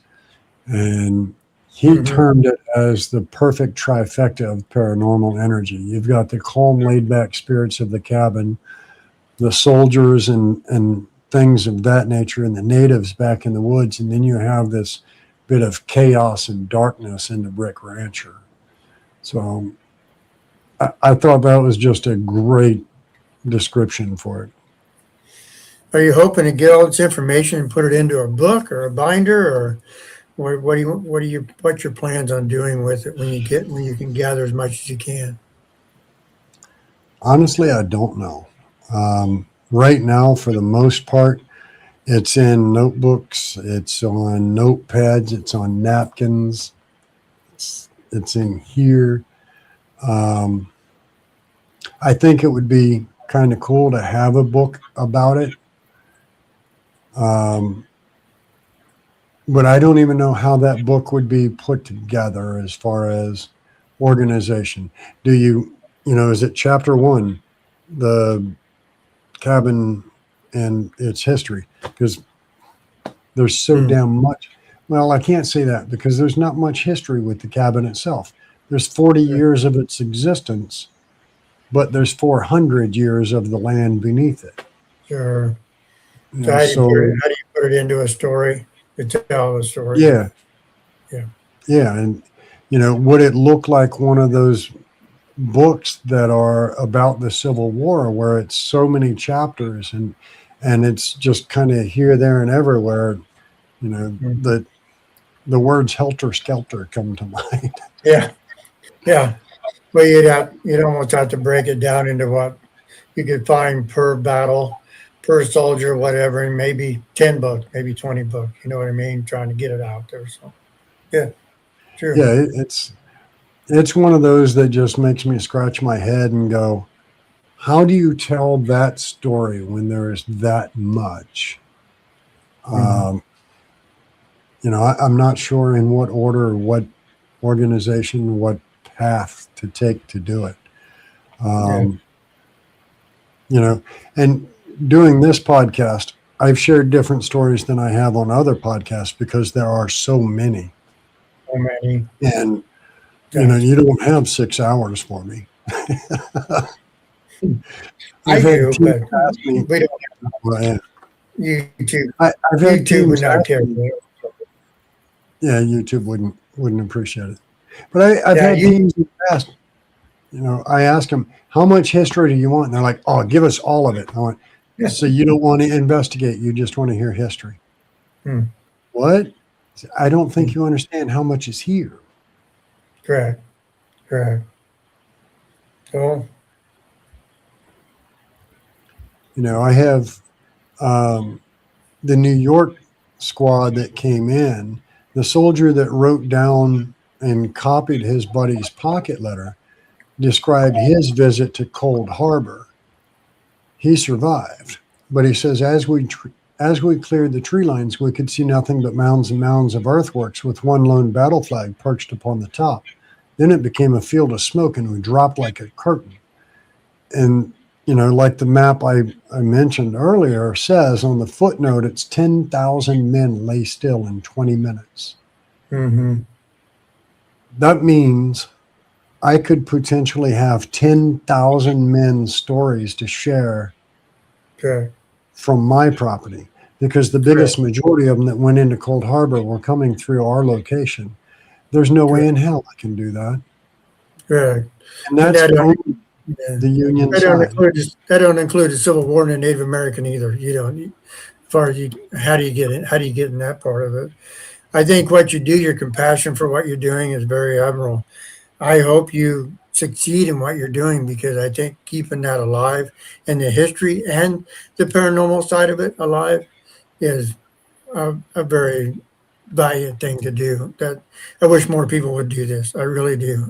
I wish more people would try to keep that history out there, because it's important for us to know that and what was there and who was there. I think Brendan and I ought to get together and figure out how to get in a truck and come out there to Mechanicsville and take a look at your property, because I would enjoy that to no end. Come on out. Yeah, I would. Come on out. I'll even take you for a little round the way adventure. We'll go check out Cold Harbor, also known as Grant's Folly. Yeah. I'll take you to another place that my team works with pretty closely. We do a couple of investigations a year there, which are just fundraisers for the property, called Okay. Pamplin Historical Park. It was featured on Portals to Hell. They actually reached out to me and wanted to do the cabin, and I couldn't make that happen. The owner at the time would not sign off and let them come in. So I set them up with Pamplin Historical Park, which is 424 acres of battlefield. It was the final defensive line south of Richmond, defending Richmond. Mm-hmm. And when it was breached, 3 days later, they burned Richmond as they fled. But I've got access to that as well. So come on out. We'll make a week of it. Oh, I do know the story of Fredericksburg turned into a heck of a mess, if anybody knows anything about Civil War, but that's a whole nother story on its own. Yeah, well, so Petersburg, which was, so Dinwiddie itself, where Pamplin Historical Park is now in Dinwiddie County, but it was considered part of the Petersburg battle. Winged Spirit, I'm in a place called Mechanicsville, Virginia, right outside Richmond, just east of Richmond. But the battle at Petersburg was a bloodshed. There was a battle there called the Crater, and it was just bloodshed, bloodshed and mayhem. Like shooting turkeys in a barrel, like the Sunken Road at Antietam. So, yep. Yeah. And I think, 13th Virginia, that was truly turkeys in a barrel. They were told, if you stop moving, we'll stop shooting, and they refused. The never say die attitude of the Confederates was insane. Grant was asked after the war, what's your biggest regret of the entire war? And his response was underestimating the tenacities of the Confederates at Cold Harbor. Right. And he had good reason. You don't get a battle that has 80% plus death rate by having shit planned well. Right, that's true. Well, and that's 3 miles away from us. Yeah, we can talk. We can talk all night about that. I'm sorry, I got off track a little bit. We'll go back to the paranormal over here. So, I want to pop in. Sure. For a second. If you guys, we're going to be wrapping up here soon. If you guys have any questions you want to ask, please get them in the comments so then we can get them done. Yeah, we're definitely going to have you back and talk more. Absolutely. I'd be happy to. I would be happy to. This has been like super educational. Yeah. Like I try, and I try to keep it fun. That, you know, Kay wants to know what makes the makes- cabin on 360 different from every other location. there's a few things. One, the number of layers to the onion, and two, you know, I've got a very dear friend of mine, my best friend, my lead volunteer, tells me that you are in the hospitality industry. You have to stand out. So we have clean locations. We have a refrigerator, microwave, coffee pot, Keurig machine. We have a merchandise cabinet. We have heat and air, like Daniel mentioned. We have all these amenities that it feels more like you're staying at a, not necessarily a bed and breakfast, because we don't provide beds. There's plenty of location area to throw out an air mattress or a sleeping bag, but otherwise that would change my entire permit system, and the county just rips me a new one on the taxes. But we have so much to the location. You know, if you go to a prison, you have an option. You investigate a prison, or you investigate prison. If you go to a hospital, you investigate the hospital or the hospital. If you come to the cabin, you get to investigate a log cabin that has its own history dating back about 40 years, or you get to investigate a brick rancher that dates back probably 60 years plus. We don't even know a build date on it. I found an aerial photograph from 1952. That's the first it shows up. Even county tax records didn't show it before it was purchased by Jones Construction in 1978. And then you have this battlefield out back that is, you know, just inundated with soldiers, and it's a little of something in so many different genres. You're not just investigating a prison, or not just investigating a hospital, or not just investigating an asylum. You get so many different things. I've got a 75-inch touchscreen monitor that you can drop an HDMI cord into and run your own DVR system and sit back and monitor it, or watch the cameras that I've got on location on that big screen. Oh, You know, other locations don't give you all of those amenities, and that was one of the things that we sought to do. I've said it 100 times, and I'll continue to say it. I want my location to be something that others are not, and Awesome. we achieve it as best we can. awesome. You know, I've got 2 big racks of snacks set out. You're welcome to them. The refrigerator is loaded with sodas and waters and Gatorades and etc. And all we ask is a donation to replace what you consume. Cool.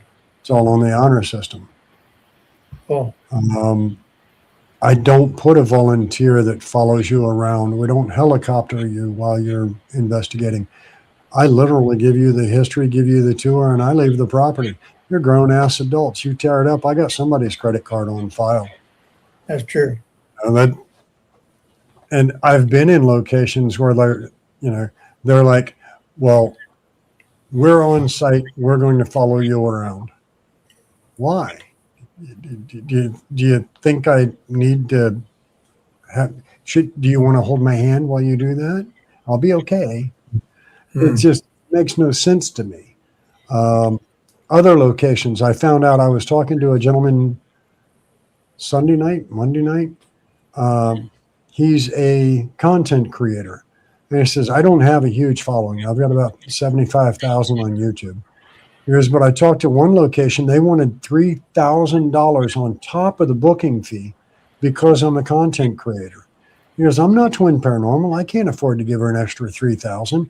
And I went, well, shit, go on out to the cabin. I don't charge an extra for content creators. You're doing free commercials for me. There you go. That's, to answer the question for you, Kay, that's what makes us different from every other haunted location. Cool. Yeah, Lynn says she would have to shut down as a medium to investigate there, and definitely, yeah, it I highly definitely, recommend it. That would, yeah, I- it would. Mm-hmm. Yeah, I've recommended to many that come in and say, well, I'm sensitive or I'm a medium. Well, if you know how to shield, then please do. And if not, here, take this piece of hematite and carry it with you because you're going to need it. Gotcha. Makes sense. It's just, Mhm. the place can run you over in a heartbeat if you're not up to it. And I find it funny when people come in and say, well, I'm a skeptic or I don't believe in this, blah, blah, blah. I've had a couple of hilarious stories from that. We had a young lady here that was a St. Jude's kid. Her name was Sawyer. She passed away sadly a couple of years ago. And, when I told you that we do community events and we sponsor and so forth, I've got Sawyer's mother, Jamie, started a organization called Sawyer's Warriors. And since Sawyer was a cancer patient, she was a St. Jude's kid. When she passed away, Jamie decided she wanted to find some way to help other parents in that bereavement process after losing their child. So she starts Sawyer's Warriors. We sponsor them. We do fundraising for them. We share all of their events. Anything I can do to help push them and promote them and help them, we're in. But we were doing an event for Sawyer while she was still battling the cancer. And I had this younger couple, and I say that because I'm getting old as hell. They were about 35 maybe. And into the beginning of the night, I asked him, what brings you out? And the guy's like, I don't know. I don't even know that I believe in this shit, but she's really into it. I thought it'd be a cool third date. Oh, okay. Good luck. Mm. So end of the night comes and they just happen to be the last people left on the property aside from myself and volunteers.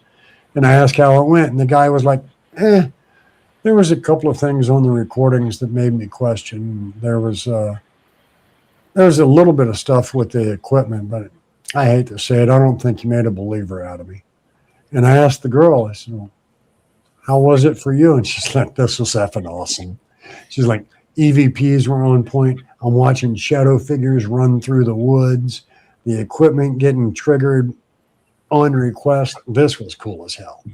I said, well, I'll tell you what, I got to go next door into the Brick Rancher and pick up trash, make sure no equipment's left behind. If the two of you want, you can go with me, and maybe just the three of us will get something that you didn't get in your larger groups. And she's like, can we? And at this point, I see his chest puff out and the ego swells. And he's like, of course we can. We're grown-ass adults. It's not like we have a curfew. I'm like, oh, bro, you were so screwed. I know what's coming. I know it. I feel it in my bones. So I get him next door. I take him in Melissa's bedroom. I run 3 or 4 little burst sessions, EVP, 3-4 minutes each. And I'm getting nothing. And then finally I said, you know what? Why don't you just sit real still for a minute and I want to try something. So I holler through the house, hey, if you're in here with us, can you finish this?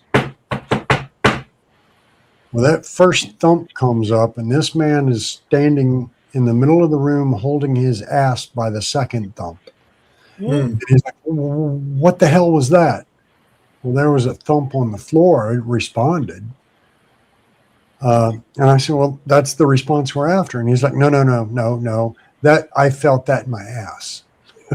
Okay. It was on the floor. So, yeah. He's like, no. That who's in the basement? Nobody. We're in the building too, bro. How's that? I don't know that I believe in this shit working for you. And at this point, this man looks at his watch and goes, well, look, honey, it's getting awful late. I don't want to keep this poor man on. Are you ready to go? And he goes out the door. Like he leaves the house. We're still sitting on the floor, and I looked over at her, and I'm still laughing. And I said, well, I guess we made a believer out of him. And she is fuming. You can see it. And she's like, yeah. And I believe this was our last date, too. You realize that asshole left me set in the dark with a virtual stranger, right? Wow. Yes, I do. Wow. Makes sense. Wow. That's a So cool story. there's those fun things that happen too. But you know, my recommendation to everybody is always come in with an open mind.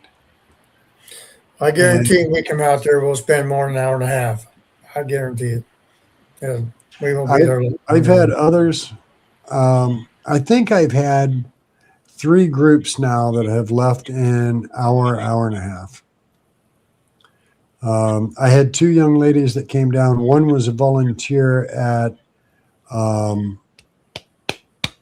Farnsworth House, and I'm sure she's not anymore.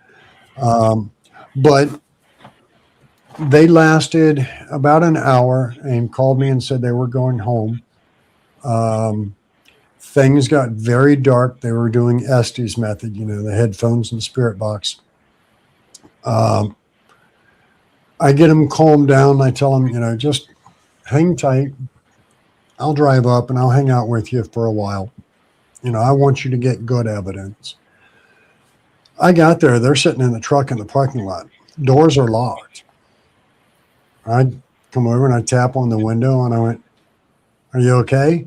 And she's like, "Yeah, but this shit just got really dark really fast." Like it was saying my family member's name, some really ugly things to go with it. I'm not comfortable. She goes, "So while we were out here waiting on you, there was a tall figure over in the yard between the 2 buildings, probably 7, 8 feet tall. And it had horns. What the hell is that?" I don't know. I've never seen it, so I can't tell you. I haven't checked an ID on any tall figures with horns lately.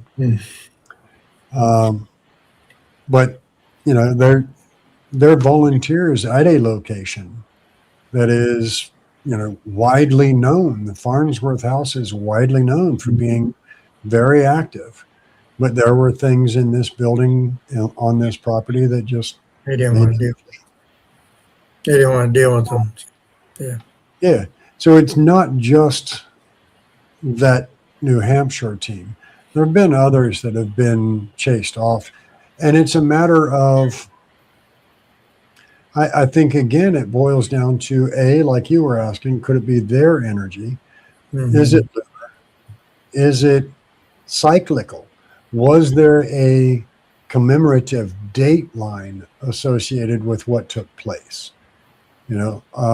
So I know that the battles at Bethesda Church took place primarily between May 27 and June 3rd, leading into Cold Harbor.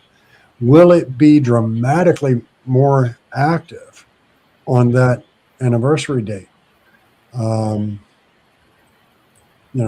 those are things that we're trying to figure out. I've had teams spend time there on those anniversary dates.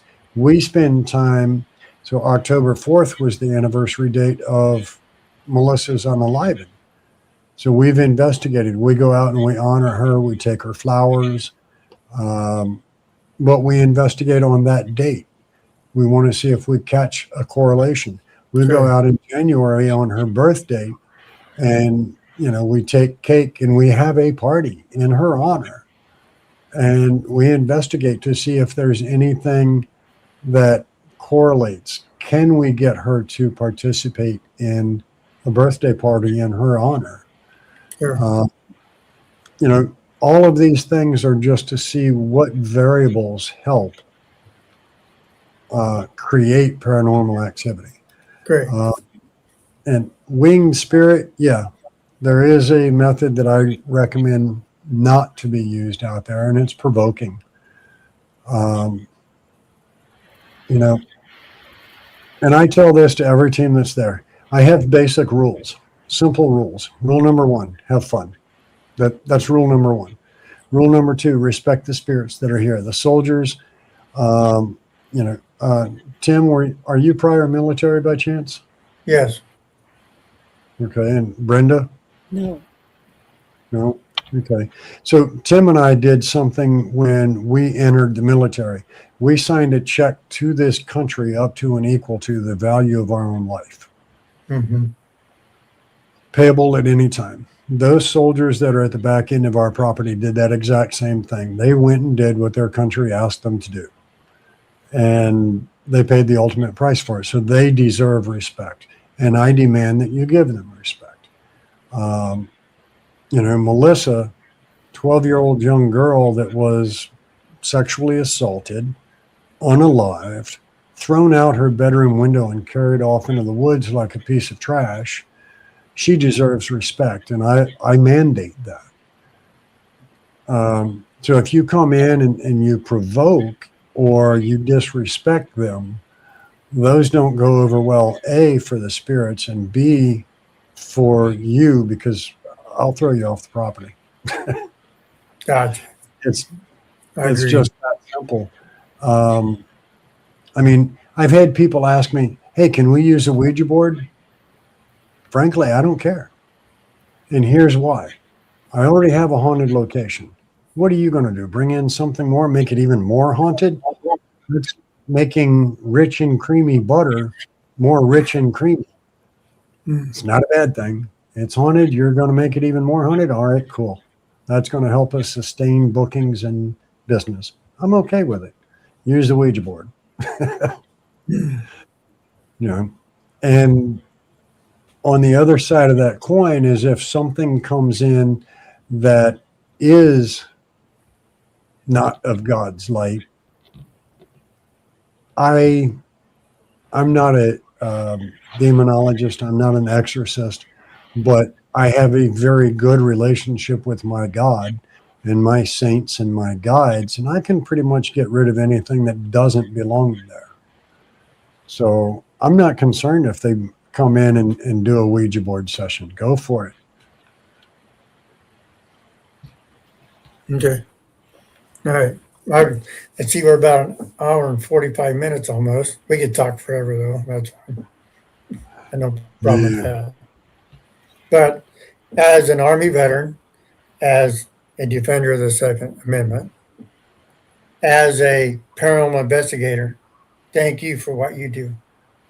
Thank you very much. It's my honor. Thank you. It's my honor. And, I'm going to pass that thank you on to all of my volunteers, the other teams that come out, and the ones that participate in my flag fundraiser and placing the flags with me. We've been out there in spitting snow and pouring rain, sticking flags in the ground, calling the soldier out by name, rank, and theater of war, and thanking them for their service and giving them a new flag. So it's not just me. I'm not some shining beacon of light. I've got a ton of people that are supporting me, backing me. There's no way in hell I could do this alone. My little core group of volunteers, I refer to them as, well, they named themselves the Misfit Toys. Awesome. And when you understand the reason for their naming themselves the Misfit Toys, it'll strike a chord with you. All of us are broken. If you're familiar with the movie, the cartoon, the Misfit Toys, all of us are broken in some way. Mhm. But we come together to patch each other up. And this location, that young girl, that 12-year-old girl, we honor her at every single event. Her birthday, her death anniversary. We honor her because she's not only brought friends together, she has brought families together. She has created families, literally. People that have met at that location simply because we caught a scream that sounded like it was probably from that young girl. And because we knew of her homicide, we started investigating there. So that young girl has brought together families and created families.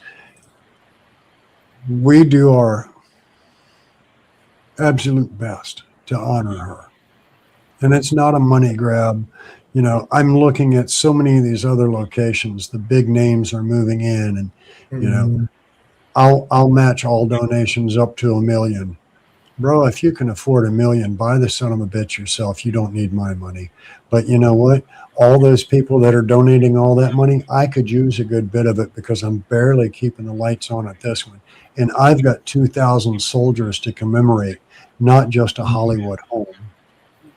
You know, Yes. I'm not throwing shade at anybody, but I think you understand what I mean by that. Yep. And when I ask for their help, their support, I get crickets.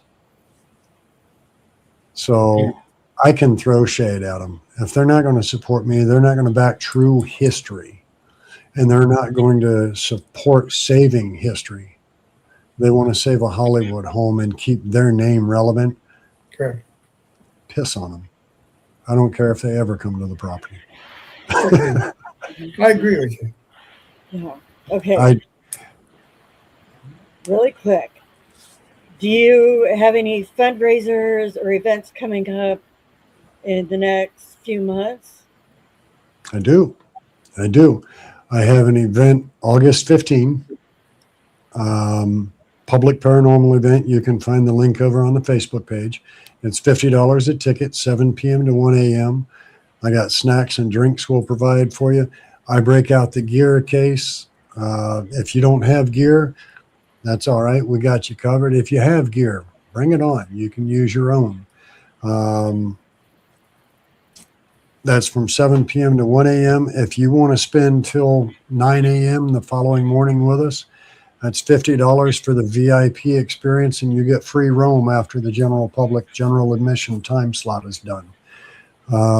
Then coming up on September 12th, I have a First Responders Appreciation Night.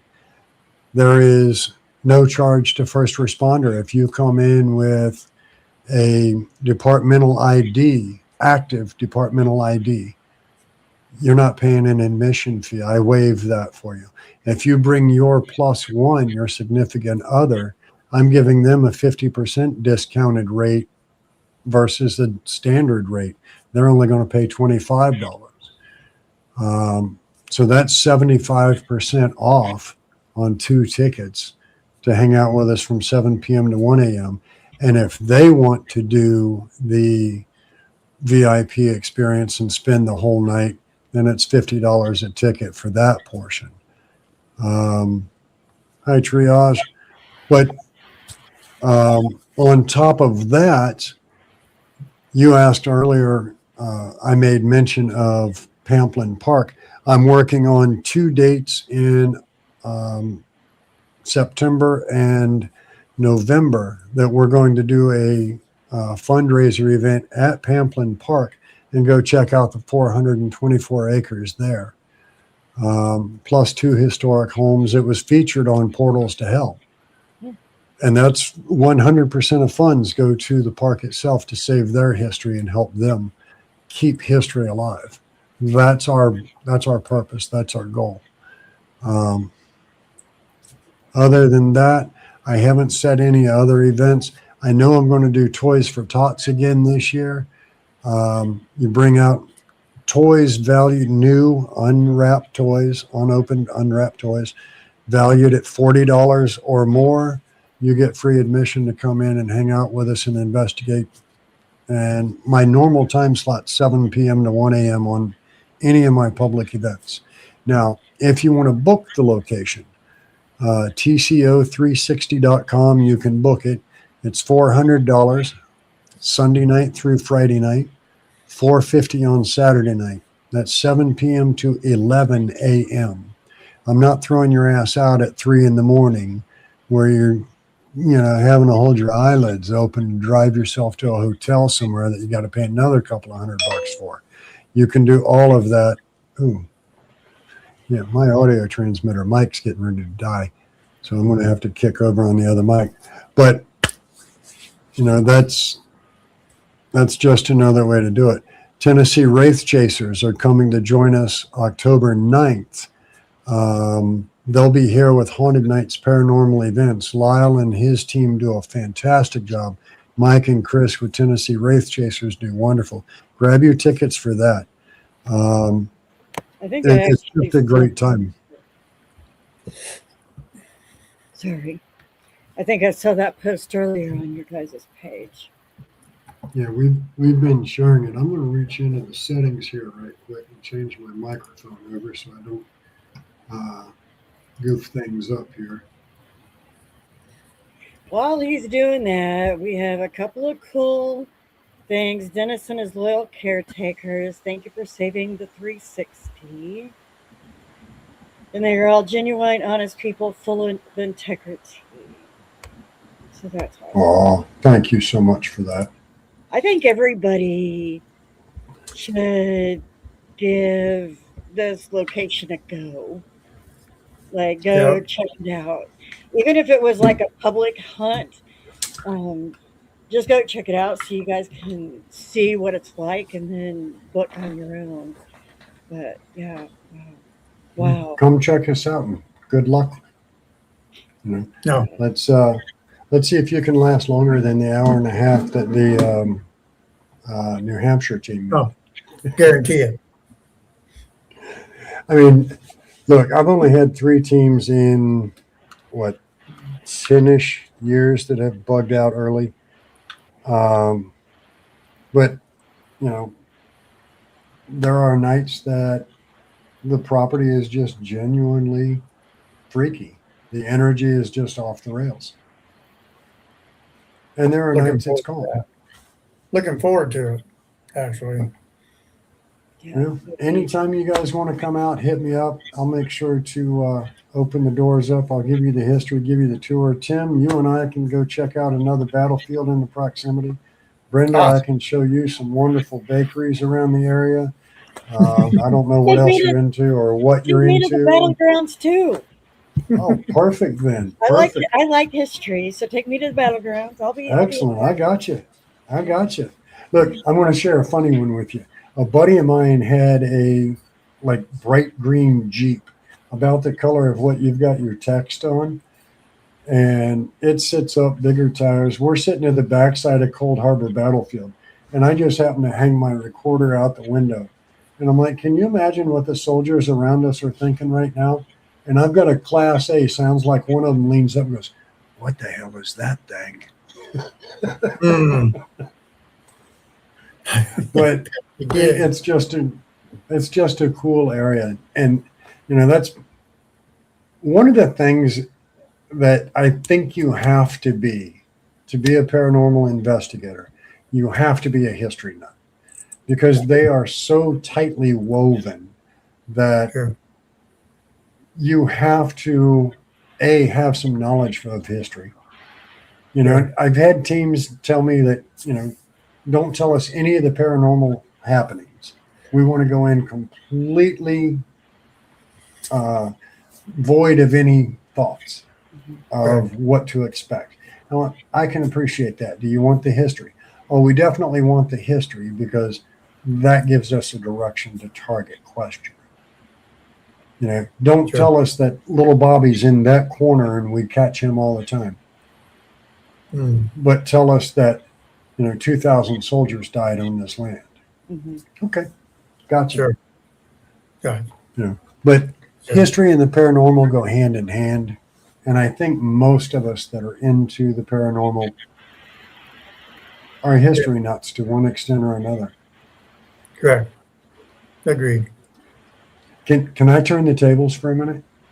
Sure. Oh, there we go. All right, Tim. Question to you first. Oh, no. Get ready. What is your number one all-time bucket list location? Oh, my gosh. Money's not an object. Money's not an object? Seriously. All right. Yep. Dracula's castle in Romania. Okay, I can get behind that. Vlad's castle. Vlad Dracula. Yes. Correct. Yep, I got you. I want to sleep in the coffin. Oh, now see there's the twist to it. Mm-hmm. How about you, Brenda? Your number one bucket list location? Hellfire Caves. Excellent choice. See, and that's where this is such a cool field because everybody has a different everybody has a different answer. Okay. And they have a different reason for it. Tim, what's your reason for having Dracul's castle be your number one? The main reason is the lore and the history that goes behind it. We know that the book was written about it, but the history of Vlad Dracul, just being the person that he was, defending the countryside, actually impaling people as a witness to show the Turk army, hey, don't come over here on my land and see what happens. I want to know more about who he is, what he thought. And he was captured in prison for 17 years and then came back as a ruler again. That type of history is unbelievable, that this guy could rule in such a small little country on the side of a mountain and terrify An entire freaking army. I want to know about who he is and how was he able to accomplish this in his lifetime. I mean, the history of Dracula is a whole different story based on Bram Stoker, but just who was this guy? I mean, he was holy crap. I find him so fascinating. I find him so fascinating. And to actually find his grave would be even more cool, but that ain't going to happen. Oh, yeah. I love Daniel's comment. Vlad was the king of F around and find out. He was. Now, Brenda, what's your reason for Hellfire Caves being your number one? You know, I really, truly don't want to admit this, but I actually saw it on a TV show, and I just became super fascinated with all of the tunnels and the depths. And so, really, I mean, it's just to go over there and get lost. Okay. Because that's what would happen. I also am a big Dracul location. Alcatraz is another big location. Mm-hmm. Yeah, and quote unquote, I'm embarrassed to admit this, I saw it on a TV show. There's a lot of these locations that a lot of us have seen on a TV show. And that's what I was saying earlier is the TV shows, even though they're for entertainment, they kind of put a bullshit spin to this, but they've done amazing things for the paranormal. They've brought it mainstream, and they gave us a lot of history on a lot of different locations that we wouldn't have known before. And I think that's great, and I give them kudos for that. The bad part is all the yelling, screaming, and running around like, jackasses. But, they have to be entertaining. Right. Think about your last investigation where you were sitting in a room talking to the dark, hoping it would talk back. How entertaining would that be from the outside looking in? Correct. Yeah. Yeah. Snooze fest. Yeah. So they do what they have to do. Sit in a building for 8 hours and not one word spoken. Do the paranormal. It happens. Right. Yeah, that would have been cool, Daniel. Daniel, that is definitely right up Eastern there. State would have been awesome. Yeah. I want to go to Trans Allegheny and Pinhurst too, so don't get me wrong. There are some places to go. 6 weeks ago? I want to say it was 6 weeks ago. Maybe not even that long. Hell, I don't know. I lose track of time. But I did get the opportunity to go to Trans Allegheny. And I wandered off by myself. Trans Allegheny is one of those places that between their waiver, their insurance, their fee, travel, room, food, it's a lot of money. So we took, I want to say there were a total of 20 of us together, maybe not that many, but I don't remember. But I wandered off by myself. See, and here's the bad part about being a location owner. I got into paranormal investigating because I love investigating the paranormal. I ended up being a location owner because it was an option of A, losing the location, or B, become a location owner. I opted for B. The trouble in that is I don't get to do my passion now. I don't get to just go investigate. Oh, gotcha. I'm either leading, I'm guiding, I'm giving the history tours, or I'm just going group to group and making sure that everything is okay. So I don't get to have my passion. So when we went to Trans-Allegheny, I told my group, which a lot of it was my Misfit toys, I'm like, I'm going off and do my own thing. I don't care where you guys go. You can go with me. You can go your opposite direction. As long as you don't screw up my investigation, I'm good. But I'm going to go do my thing. And I found my passion again for investigating. Cool. And I had an absolute blast sitting in the dark, talking to myself and hoping that that little light would flash or that EVP would come in or I would hear the footsteps walk down the hallway. But Trans-Allegheny was definitely a cool location. So there we go. Yeah. All right. Well, we definitely need to wrap up now because it's been 2 hours, but it's gone by really fast. It has. But yeah, so Dennis, thank you so much for being on. We will have you Yes. back, of course. Absolutely. Yeah. Hang tight. Do not leave just yet while I end the broadcast. Thanks, Hi, guys. Captain. We will see you Thank on you. Sunday. Thank you again for what you do. Yes. It's my honor.